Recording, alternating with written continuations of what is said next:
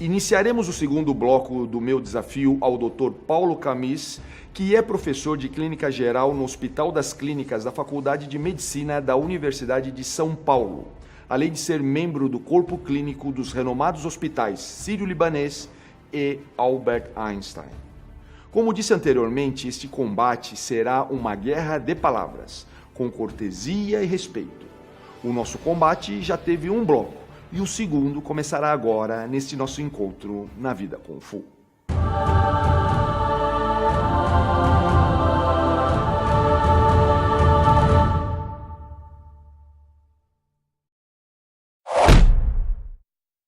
Considero que meu desafiado, Dr. Paulo Camis, honra a tradição de mestres médicos aliando a excelência das artes marciais com a medicina.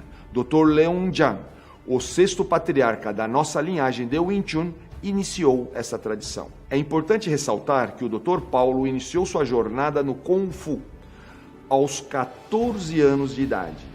Foi por isso que me entusiasmei em convidá-lo para esse desafio. Lembro que esse combate tem a intenção de provocar o meu desafiado, para que eu possa expor os valores que ele também representa. Paulo, mais uma vez, vamos agora para o nosso segundo bloco e quero começar te atacando com a seguinte pergunta: como que o Kung Fu influencia a sua prática médica? Talvez para alguém leigo na prática do Kung Fu, isso pareça algo difícil de expor, mas Kung Fu não tem necessariamente, como o senhor mesmo me ensinou, não tem necessariamente relação direta com arte marcial. Você pode ter Kung Fu aplicando a sua arte, qualquer que ela seja, por exemplo, a medicina, com maestria, né? Então, toda habilidade que você adquire com esforço e que você atinge um grau de maestria, você vai estar exercendo ela com Kung Fu. E é isso que eu procuro fazer. Tá? Agora, uma vez que você adquire a maestria em qualquer arte, eu acredito que você tenha mais facilidade para exercer uma outra. Eu lembro quando eu treinava atletismo na época da faculdade, nas minhas competições, eu era, obviamente, muito ruim comparado aos profissionais. Mas eu via, às vezes vinham profissionais brincarem na minha prova. Ele corria 100 metros, mas ele ia lançar dardo comigo. E ele desempenhava muito melhor do que eu na minha prova, que teoricamente não era a praia dele, né? Então ele tinha maestria na forma de exercer a corrida.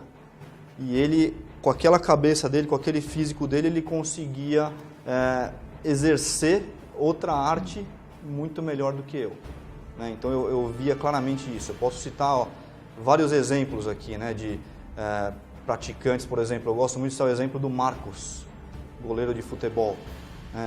Eu era aluno da faculdade ainda, eu lembro dos ortopedistas falando que ele nunca ia voltar a jogar. Ele jogou por quase que uma década depois disso. Dizem que depois dos treinos ele não conseguia aguentar de tanta dor na mão. Foi campeão mundial, né, pela seleção brasileira, como titular da seleção brasileira.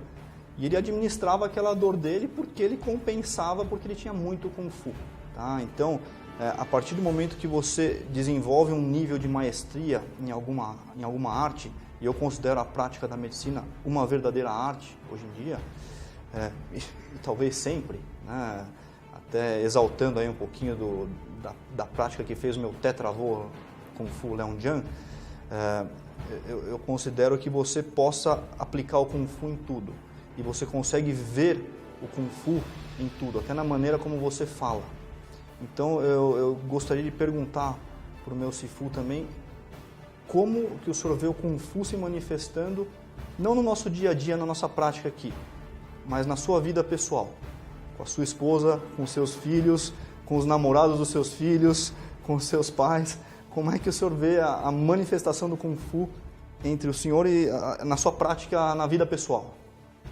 Paulo, isso é uma coisa que muitas vezes as pessoas perguntam. Por quê? Porque as pessoas, elas encarnam muitas vezes um papel de mestre de Kung Fu e acham que aquilo se limita a toda a extensão da vida dessa pessoa, e não é verdade. Nós temos aí várias facetas da nossa vida, você sabe bem, porque nós temos uma convivência já de vários anos, né, décadas até. 23 anos. Então, isso mostra, né, como que é tão importante você exercer essa excelência, da mesma forma do exemplo que você deu desse atleta, né, a partir de uma área específica, que é que são as artes marciais, para estender para a conduta em outras áreas. Então, meu grande desafio não é manifestar o Kung Fu dentro das próprias artes marciais, mas a partir das artes marciais, expandir isso para o nosso dia a dia, para o nosso dia cotidiano. Como você disse, né? Você citou uma coisa interessante, que é, eu tenho a felicidade, tanto do meu filho como da minha filha, terem namorados muito legais, né? Muitos dizem que eles são legais porque eu sou mestre de Kung Fu. Não sei ainda, né? Principalmente o namorado da minha filha. Mas o que é bacana é como que ele começou a entender a dinâmica da nossa casa, que você sabe que lá todos nós, né, atuamos sempre dentro de uma jornada tridimensional, onde a gente prepara. Então, quando nós vamos almoçar, por exemplo, todos arrumam a mesa, né?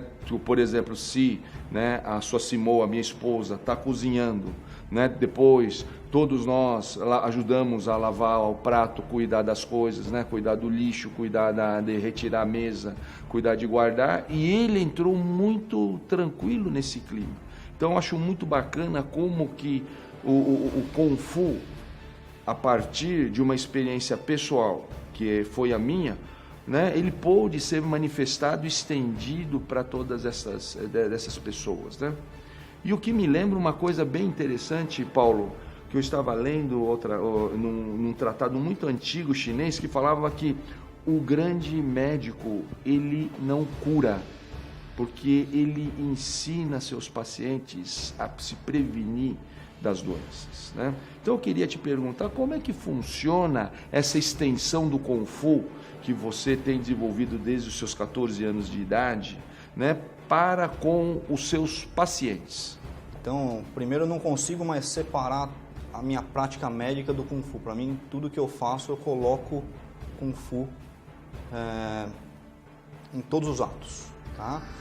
Então, o desafio é justamente esse, é você atuar com o seu Kung Fu através de pessoas que não têm conhecimento dessa prática e elas, sem se darem noção, elas estão se vendo melhores, tá?